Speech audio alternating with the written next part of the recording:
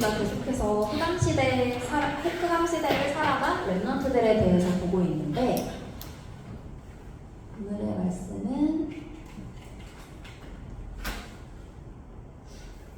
바벨론 시대에 세워진 지도자 다니엘입니다. 이번 말씀은 다니엘서 1장 8절에서 우리 계속해서 빛의 망대에 대한 말씀을 해주시고 계실게요. 하나님은 우리를 빛의 망대로 부르셨다고 이미 약속을 하셨습니다. 그런데 사실 실제로 삶을 살아가다 보면 현장에서 나보다 더 좋은 조건의 불신자들을 보기도 하고, 그리고 나에게는 아무런 역사가 일어나지 않기도 하고, 아니면 역사가 일어나지 않는 것뿐만 아니라 문제가 있는 경우도 있는데, 그 이유는 무엇일까?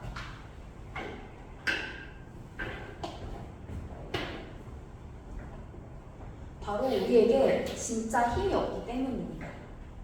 그러면 이 진짜 힘을 얻으려면 어떻게 해야 하느냐?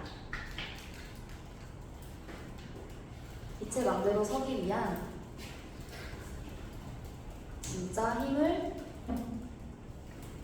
얻는 방법을 우리에게 알려주셨어요. 진짜 힘을 얻는 방법은 첫 번째로 현장에서 나를 살리는 기도 24가 시작되어야 됩니다. 나를 살리는 기도 24 어떻게 하냐? 가장 쉬운 방법으로 계속해서 하고 있는 서밋타임, 아침에 하고 있는 거 있죠. 그 시간, 그리고 하루를 살아갈 때 계속해서 하나님과 소통하는 이 24를 누리고 있을 때, 평상시 나의 삶 속에서 기도의 행보를 누리고 있을 때 고난과 어려움은 더 이상 나에게 문제가 되지 않습니다. 왜냐하면 나를 살리는 24를 누릴 때 문제처럼 보이는 것, 그 뒤에 예수 그리스도께서 이미 십자가에서 모든 문제를 다 이루셨다는 사실을 볼 수 있게 되기 때문입니다. 두 번째로, 나를 살리는 24를 누리고 있을 때 하나님께서 세상을 살리는 기도 25의 축복을 주세요. 이때 나에게 주어진 현장을 살릴 수 있을 만큼 하나님께서 우리에게 힘을 더하십니다.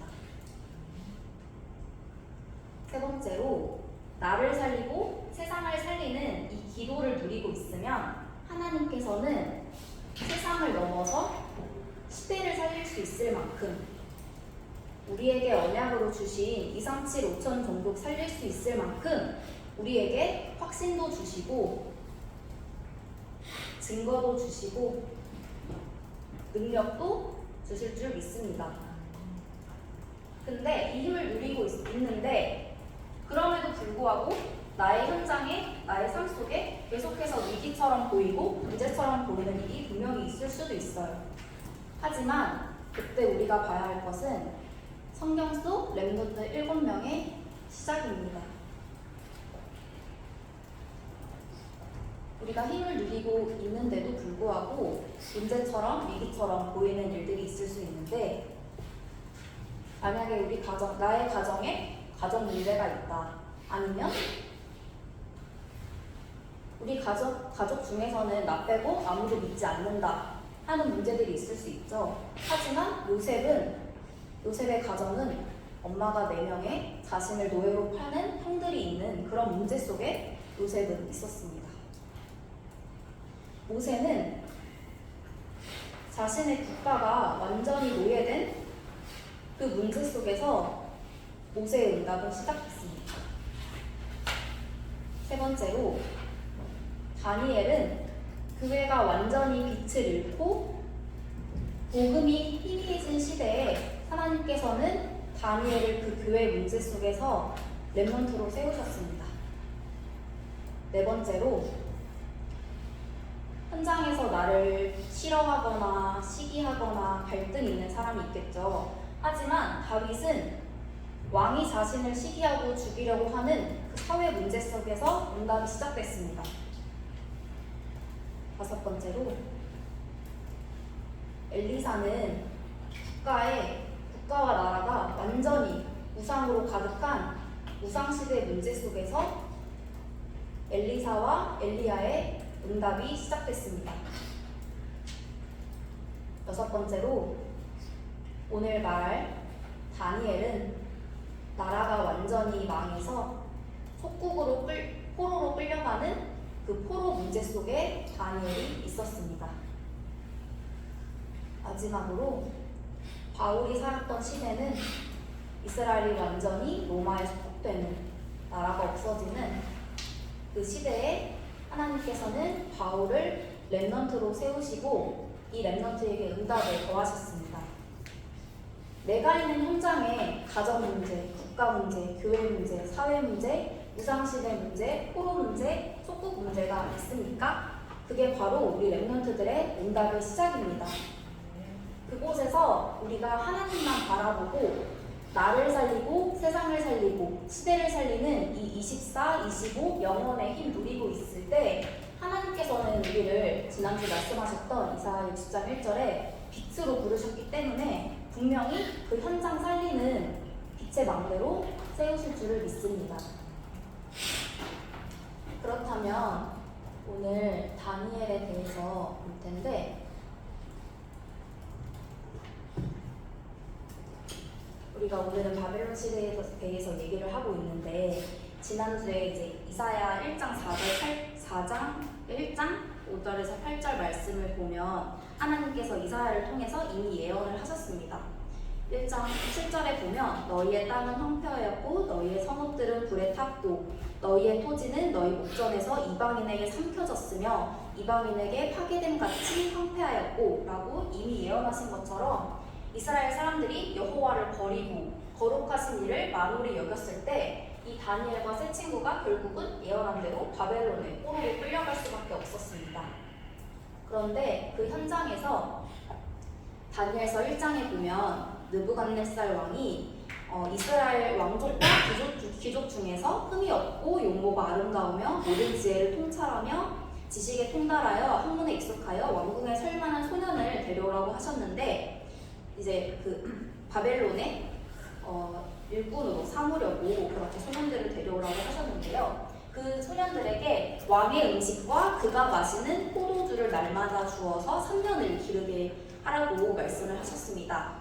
그런데 오늘 다니엘서 1장 8절에 보면 다니엘은 뜻을 정하여 왕의 음식과 그가 마시는 포도주로 자기를 더럽히지 아니하리라 하고 자기를 더럽히지 아니하도록 판관장에게 구하리 라고 말씀을 하셨는데 다니엘은 왜 왕이 주는 음식과 포도주를 거부하는 뜻을 정했나? 그 뜻을 정한 이유를 우리 렘넌트들이 오늘 깨닫게 되기를 바랍니다.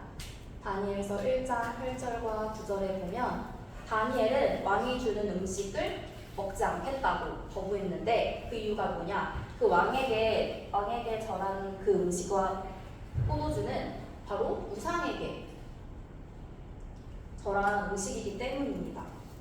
왜? 우리 이스라엘이 이사야 2장 6절에서 8절에 말씀하신 것처럼 주께서 주의 백성 야곱 족속을 버리셨음은 그들에게 동방 풍속이 가득하며 그들이 블레셋 사람들 같이 점을 치며 이방인과 더불어 손을 잡아 언약하였음이라 라고 말씀하셨거든요. 이스라엘이 이 우상 숭배 때문에 완전히 망하고 바벨론 나라의 포로가 됐는데 우리가 더 이상 우상에게 절한 음식을 먹을 수 없다고 다니엘은 그 문제를 정확히 보는 눈을 가지고 있었기 때문입니다. 다니엘은 우리 이스라엘이 바벨론의 포로로 끌려올 수밖에 없는 그 우상 문제를 정확히 알고 있었고 그 문제를 보는 눈이 있었고 그 안에서 그렇기 때문에 나는 절대로 우상에 절한 음식을 먹을 수 없다는 언약적 한을 가지고 있었고 그리고 하나님이 우리를 바벨론 이곳에 끌려오게 하실 포로로 부르신 이유는 이 바벨론 살리라고 부르셨다는 그 사명을 가지고 있었기 때문에 결단을 할 수 있었습니다. 우리 랩런트들도 나에게 있는 그 현장, 내가 있는 현장에서 문제를 정확히 보고 거기서 하나님의 언약의 한을 붙잡고 하나님이 그곳에서 나에게만 주신 그 사명 붙잡아서 이번 주 한 주간 동안 내가 그렇다면 어떤 결단을 할 것인가 이것을 한번 선생님들과 포럼하는 시간이 있었으면 좋겠습니다. 그렇게 결단을 했을 때 한 관장은 거절을 하죠. 너네가 그렇게 먹으면 초췌해서 다른 또래 소년들과 비교했을 때도 못할 것이다 라고 했지만 다니엘은 우리를 시험해 보소서 라고 말을 했고 열흘 후에 그들의 얼굴이 더욱 아름답고 살이 더욱 윤택하여 왕의 음식을 먹는 다른 소년들보다 더 좋아 보이더라 라고 하셨습니다. 하나님께서 다니엘과 그 친구들에게 은혜를 주셔서 다른 소년의 용모보다 더 뛰어나게 그리고 하나님께서 은혜를 주셔서 다니엘서 1장 17절에 보면 하나님이 이 네 소년에게 학문을 주시고 모든 서적을 깨닫게 하시고 지혜를 주셨으니 다니엘은 또 모든 환상과 꿈을 깨달아 알더라 라고 하나님께서 이 결단을 한 다니엘에게 지혜와 꿈을 해석하는 능력까지 하나님께서 더하셨습니다. 하나님께서 주신 이 지혜를 가지고 다니엘은 바벨론에서 3명의 왕을 섬기면서 그 왕을 살리는 지혜를 얻게 되었습니다. 첫 번째로 다니엘서 2장 1절에서 49절에 느부갓네살 왕이 꿈을 꾸는데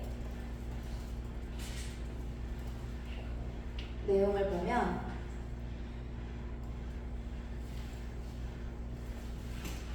왕의 꿈이 뭐냐면 한 큰 신상이 있는데 머리는 금이고 가슴과 두 팔은 은이고 배는 노시고 발은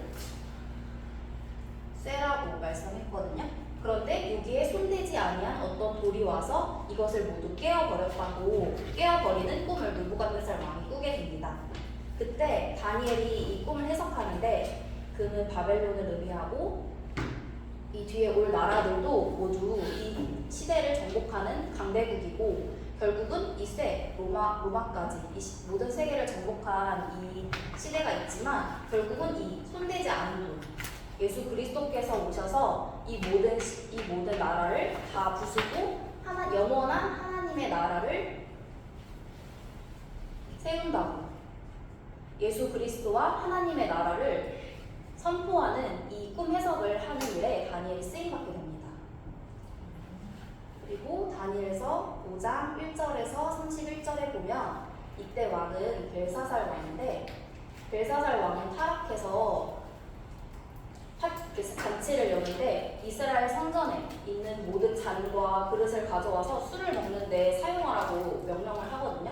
그때 손이 나타나서 벽에다가 글씨를 쓰는데 그걸 해석할 자가 아무도 없었습니다. 그런데 다니엘이 그것을 보고 하나님이 보시기에 왕은 저울에 재봤을 때 미치지 못한다. 이 나라는 멸망할 거고 하나님께서 더 이상 왕을 사용하지 않으실 거다라고 심판을 하는 그 해석을 또 하게 됩니다. 그리고 다니엘서 6장 1절에서 22절에 다리오 왕 때는 신하들이 다니엘을 시기하고 질투해서 왕에게 다들 잘 아는 것처럼 왕에게 왕 이외의 신에게 기도를 하면 사자굴에 넣자 라고 부서를 쓰게 되죠. 하지만 거기서 다니엘은 흔들리지 않고 다니엘서 6장 10절에 보면 다니엘이 이 조서에 왕의 도장이 찍힌 것을 알고도 자기 집에 돌아가서는 윗방에 올라가 예루살렘을 향한 창문을 열고 하루 3번씩 무릎을 꿇고 기도하며 그의 하나님께 감사하였더라 라고 하거든요. 어떻게? 하루 3번씩 전에 하던 대로. 다니엘은 이 조서에 왕의 직인이 찍힌 것을 알고도 절대 그것에 흔들리지 않고 전에 하던 대로 하루 3번씩 예루살렘을 향해서 기도합니다. 그때 물론 다니엘이 다들 아시는 것처럼 사자굴에 던져지지만 영적인 세계에 영적인 세계가 역사하죠. 천사를 통해서 하나님께서는 사자의 입을 막으시고 결국은 다리오 왕까지 하나님을 높이고 찬양하는 그 일에 다니엘이 쓰임받게 됩니다. 그래서 오늘의 내용은 하나님께서 우리를 현장의 빛의 망대로 부르셨다고 하셨는데, 그렇다면 우리가 현장의 빛의 망대로 서기 위해서 무엇을 시작했으면 좋겠냐? 첫 번째, 오늘 다니엘이 했던 것처럼 나의 결단을 시작했으면 좋겠습니다. 다니엘이 문제를 정확히 보는 눈을 가지고 하나님께서 주신 언약적 한과 사명을 가지고 결단했던 것처럼 우리 랩런트들도 하나님께서 나에게 주신 그 현장에서 문제를 보고 언약적 한과 사명을 깨달아서 내가 할 수 있는 결단은 무엇이 있는지 오늘 한번 잡아보는 시간이 되었으면 좋겠습니다. 그리고 지속해야 될 것, 그리고 해야 될 것은 집중입니다. 절망이나 위기나 고난이나 문제나 어떤 사건이 와도 집중을 하려면 나를 살리는 24, 세상을 살리는 25, 시대를 살리는 영원으로 하나님이 주시는 힘이 있어야만 우리는 집중할 수 있습니다. 우리는 절대 우리 힘으로 집중 못합니다. 하나님께서 주시는 힘으로만 우리는 집중할 수 있습니다.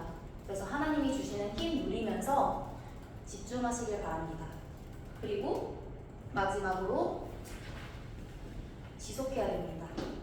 변하지 않고 하나님이 주신 결단과 집중 속에 짓고 이거를 지속할 때 분명히 하나님께서 우리 랩런트들을 다니엘을 사용하신 것처럼 하나님께서 주신 지혜로 세상의 왕을 살리고 서밋을 살리는 일에 사용하실 줄 믿습니다. 다니엘이 했던 것처럼 하루 3번씩 3집중 전에 하던 대로 지속하는 이 축복이 우리 랩런트들에게 임했으면 좋겠습니다. 그랬을 때 지난주 말씀했던 것처럼 이사야 60장 1절에 일어나라 빛을 발하라 우리 랩런트들을 현장 살리는 빛으로 세우셨습니다. 요한복음 1장 19절에 보면 너희는 세상의 빛이라 라고 하셨거든요. 그리고 요한복음 1장 9절에 세상에 참 빛이 있으니 각 사람에게 지는 빛이라. 참 빛, 예수 그리스도를 하나님께서 은혜로 우리 랩런트들에게 주셨습니다. 그리고 마태복음 1장 14절에 그 빛을 우리에게 비추셨고 베드로전서 2장 9절에 그 빛을 선포하는 자로 나의 현장을 살리는 빛의 망대로 서도록 하나님께서 우리를 현장의 빛으로 세우셨습니다. 이 빛 비추고 있을 때 하나님이 주신 나의 이 빛을 그냥 내가 단순히 내 안에 숨기고 있는 게 아니라 정말 이 영적인 빛을 내가 비추고 있어야지만 이 빛을 보고 사람들이 다가올 수 있습니다. 이 빛 절대 놓치지 말고 하나님께서 주신 나의 빛을 현장에 비춰서 사람들이 나에게 찾아오고 내 주변의 흑암이 무너지고 237 나라가 살아나는 응답이 우리 랩런트들에게 허락되기를 기도합니다. 기도하고 마치겠습니다. 하나님 아버지, 우리 랩런트들을 현장의 빛의 망대로 부르심에 감사드립니다. 현장에 흑암이 가득하고 문제가 가득하고 사람들은 하나님을 찾지 않는 이 시대에, 바벨론 같은 흑암 시대에 우리 랩런트들을 다니엘처럼 빛을 가진 자로 세워주시기를 기도합니다. 우리 랩런트들에게 새로운 결단이 시작되기를 바랍니다. 현장의 문제를 영적인 눈으로 바라보고 그 안에서 하나님이 나에게 주신 사명을 깨닫게 하시고 그 결단을 통해서 정말 하나님께만 집중하는 시간을 갖게 하시고 그것을 지속할 수 있는 힘을 하나님께서 허락하여 주시옵소서. 그래서 현장의 왕과 서밋을 살리는 랩런트로 우리 랩런트들을 축복하여 주시옵소서. 예수 그리스도 이름으로 기도합니다. 아멘.